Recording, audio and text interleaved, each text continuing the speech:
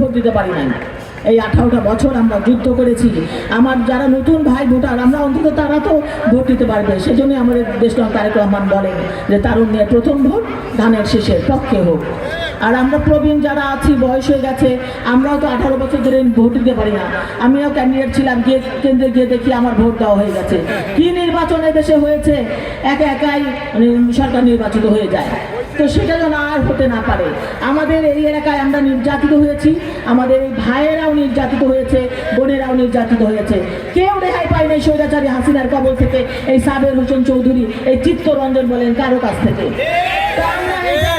এটার প্রতিবাদ আমরা করছি, কিন্তু এটার আমার জবাব দেব, এই ব্যালটের মাধ্যমে জবাব দেব স্বৈরাচারী হাসিনাকে যে ধানের শীষ কি আর তুমি কি।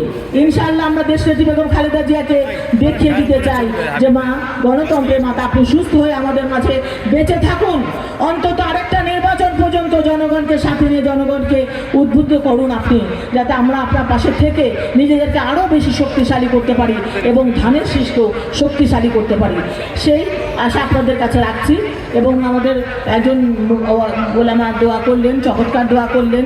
আমি আপনাদের সকলের কাছে বলতে চাই, জানি না মহান আল্লাহ তাআলা কার দোয়া কবুল করবেন, তবে আমরা কায়মন চিত্তে সারাক্ষণ জানি দেশনেত্রী বেগম খালেদা জিয়ার জন্য দোয়া করতে পারি যে তিনি যেন সুস্থ হয়ে আমাদের মাঝে ফিরে আসেন। প্রিয় ভাই এবং বোনেরা, গত পরশুদিন রাত্রে আমি 12টার সময় আমি এবং মির্জা আব্বাস গিয়েছিলাম। আমরা যখন শুনেছি উনি অনেক অসুস্থ, তখন আমরা গিয়েছিলাম। তারপর আমরা 12:30টার দিকে ওনার কেবিনে আইসিইউতে গেলাম, চিৎকার করে ডাকছিলাম, ম্যাডাম ম্যাডাম ম্যাডাম অনেকবার। আমি তো একটু বেশি ভোকাল, বেশি বলি। মির্জা আব্বাস একটু চুপচাপই ছিল তখন। আমি চিৎকার করে কয়েকবার ডাকার পর তিনি একটু চোখ খুললেন এবং আমি তখন আমরা দুজন মিলেই সালাম দিলাম। তিনি মাথাটা এরকম করলেন, তখন একটু শান্তি পেলাম যে আলহামদুলিল্লাহ উনি চিনতে পেরেছেন, ওনার বোধ শক্তিটুকু আছে। আর আজকে যখন শুনতে পেলাম গতকালকে তিনি কথা বলতে পেরেছেন, অনেক ভালো লাগলো।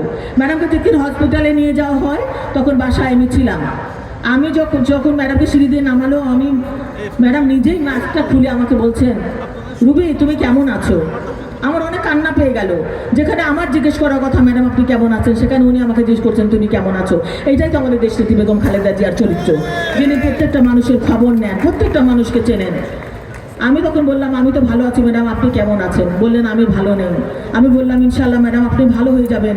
এই 18 কোটি জনগণের দোয়ায় কারো না কারো হাত আপনার জন্য কবুল হবেন, মহান আল্লাহ তাআলা কবুল করবেন। আপনি সুস্থ হয়ে অবশ্যই আমাদের মাঝে সুস্থ হয়ে ফিরে আসবেন ইনশাআল্লাহ, আপনি চিন্তা করবেন না ম্যাডাম। তখন তাকে তাই বলেছিলাম।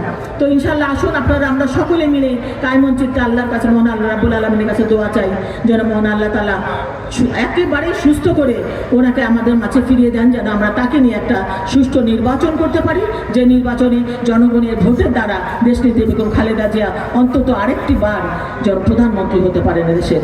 আপনারা সকলেই ভালো থাকবেন, আবার দেখা হবে।